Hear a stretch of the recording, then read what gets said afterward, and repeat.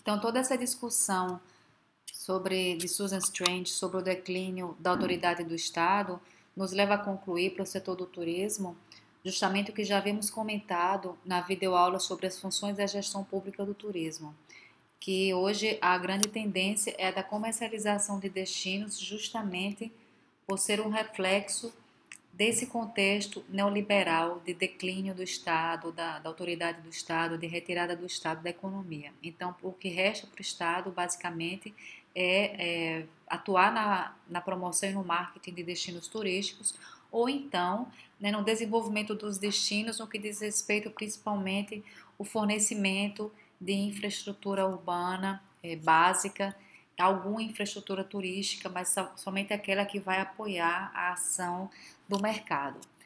Então, é por isso que Hall fala, no ano de 2008, que a atenção do governo sobre as vantagens potenciais de desenvolvimento econômico e social tem fornecido a principal força motriz para o planejamento do turismo, mas nesse aspecto de ocupar as brechas do mercado. E, infelizmente, é um planejamento que tem sido feito do tipo top-down.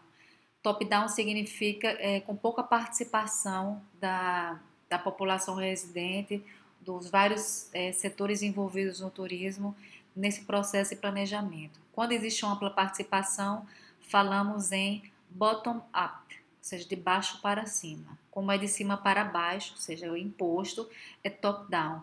Inclusive no que se refere ao planejamento de destinos para a promoção e marketing.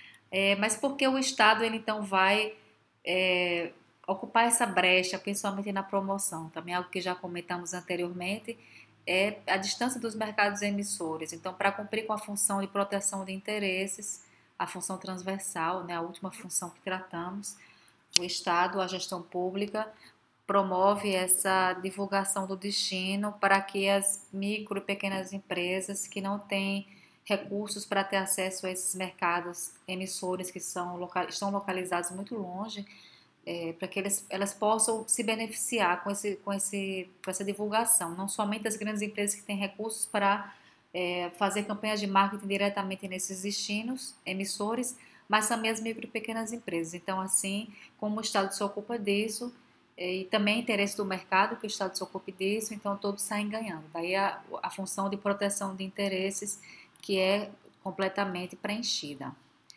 Esse papel de ponte, então, do Estado, né? O Estado acaba servindo como ponte entre os destinos emissores, mas também não somente nisso, né?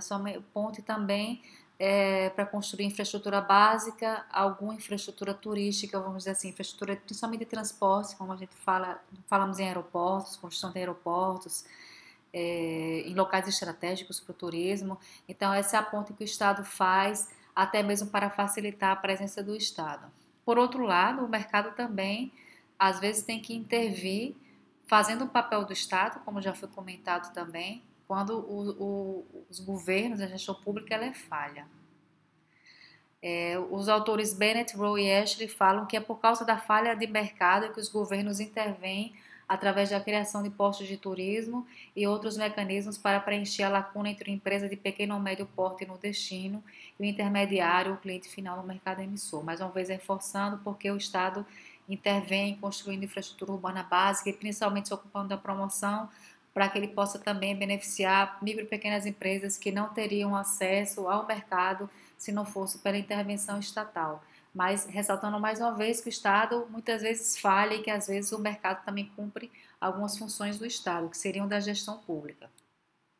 Então vemos que é um pouco contraditório, porque ao mesmo tempo que temos um contexto de retirada do Estado da economia, principalmente agora, isso é muito presente, o Estado volta para salvar a economia. Isso acontece com bastante frequência, não é?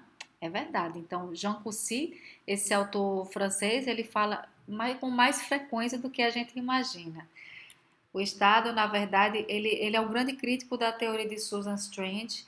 Ele diz que, principalmente a partir dos anos 2000, devido às questões de sustentabilidade, mudança climática global, questões de segurança internacional, nos atentados terroristas, a questão também dos problemas advindos da globalização, que acaba prejudicando o mercado doméstico. Então, a gente vê muito isso nos países, mesmo nos países que são altamente liberalizados, como os Estados Unidos, como os países da União Europeia, eles têm políticas de incentivo, de subsídio agrícola, para que os produtores deles não desapareçam, não vão à falência com a concorrência dos países emergentes ou dos países mesmo em desenvolvimento, bem pobres, que têm a produção agrícola mais forte, como pagam salários bem mais baixos, o produto deles é bem mais competitivo no mercado.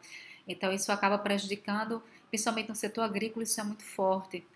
E aí Jean Cossy fala que retirada do Estado da economia é essa? Que a partir dos anos 2000 a gente vê cada vez mais o Estado intervindo, não só nessas épocas de crise, como a pandemia que vivenciamos, mas também desses subsídios agrícolas e em muitas outras políticas que na verdade deveriam ser deixadas, em áreas que deveriam ser deixadas ao mercado, que são tradicionais do mercado.